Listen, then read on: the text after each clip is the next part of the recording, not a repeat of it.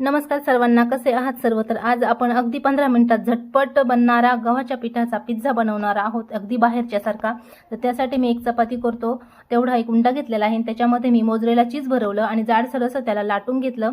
नंतर मॅगीच्या चमच्याने त्याला मी थोडे थोडे छिद्र पाडून घेतले आणि नंतर डोसा बनवतो तोच तवा मी ठेवला होता। तर त्याला दोन्ही साईडला थोडं थोडं भाजून घेतलं, त्यानंतर खाली काढून घेतलं आणि मग नंतर त्याच्यावरती मी red chilli sauce, tomato sauce, mayonnaise हे टाकून घेतलं आणि छान असं त्याला पसरून घेतलं। आणि त्याच्यानंतर मी इकडे जाडसर अशा आकारात भाज्या कट करून ठेवलेल्या होत्या, तर त्या पण मी टाकून घेतल्या आणि तुम्ही थोड्याशा परतून पण घेऊ शकता जेणेकरून त्या कच्च्या लागणार नाही। तर नंतर मग मी त्याला तिथं बटर टाकायचं, बटर नसेल तर तुम्ही तूप पण टाकू शकता। मी तूप टाकलं होतं आणि छान असं त्याला मी भाजून घेतलं होतं एक 5 ते 6 मिनिटं आणि नंतर बघू शकता किती छान असा पिझ्झा तयार झालेला होता।